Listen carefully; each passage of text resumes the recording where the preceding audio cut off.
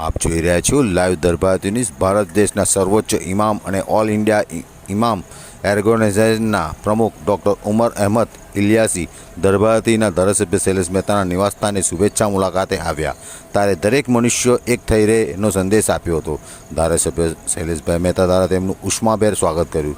દેશમાં કોઈ જ્ઞાતિ, કોઈ ધર્મ અને અલગ નથી।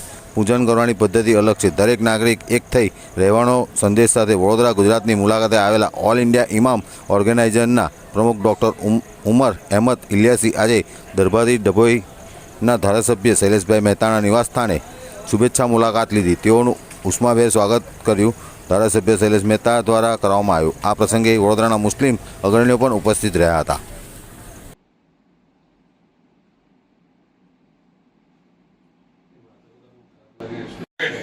कोठारी हमारे छोटे भाई जी साहेब एडवोकेट हाँ, ये मेरा भांजा है। भांजा नाम क्या है? हितेश जोशी।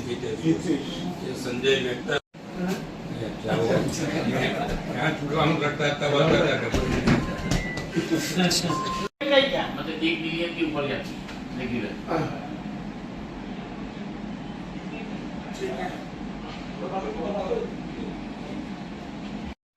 98 में हूँ कांग्रेस में जोड़ो तारे 24 कलाक में जोड़ो 98 ત્યારે તમને યાદ છે બહુ મહેનત કરો છો।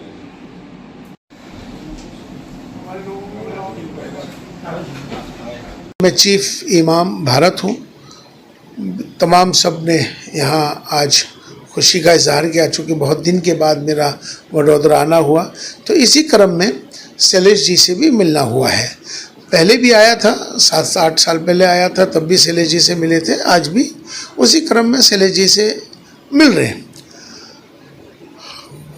कारण तो कुछ नहीं है, लेकिन यही है कि सबको मिलके रहना है। संदेश यही देना है कि हम सब एक हैं और मिलके रहने में ही भारत को मजबूत करना है। क्योंकि मैं अक्सर अभी जो मदरसे में मैं जाके कह के आया हूँ कि जो और मस्जिदों में जो मैं अभी बयान करके आया हूँ, उसका मुख्य कारण भी यही है कि हमारे सबके धर्म ज़रूर अलग हो सकते हैं, हमारी जातियाँ ज़रूर अलग हो सकती हैं, हमारे पंथ ज़रूर अलग हो सकते हैं, पूजा पद्धति ज़रूर अलग हो सकती है, लेकिन हमारा जो सबसे बड़ा धर्म है इंसान और इंसानियत का है। भारत में रहते हैं, हम सब भारतीय हैं। आओ हम सब मिलकर भारत को मजबूत करें, भारतीयता को मजबूत करें। राष्ट्र सर्वोपरि है। मुस्लिम अग्रणी तो ना कहेवाय, भारत देशना सर्वोच्च इमाम है અને આજે વડોદરામાં આવ્યા છે, ગુજરાતમાં આવ્યા છે અને મારે ત્યાં એમનું પધાર્યા જે મારા માટે ગૌરવની વાત કહેવાય। અને એમના વિચારો તમે સાંભળી જ ચૂક્યા છો કે દેશ વિશ્વગુરુ બને। મોદી સાહેબ જે રીતે કામ કરી રહ્યા છે અને જે રીતે દેશનો વિકાસ થયો છે એ બાબતનો પણ એમણે ઉલ્લેખ કર્યો। તમામને હળીમળીને રહેવાનું એમણે કીધું છે અને તમામ સર્વધર્મ સંભાવની એ વાત કરે છે। આગામ 7-8 વર્ષ પહેલાં પણ અમારી મુલાકાત વડોદરામાં થઈ હતી।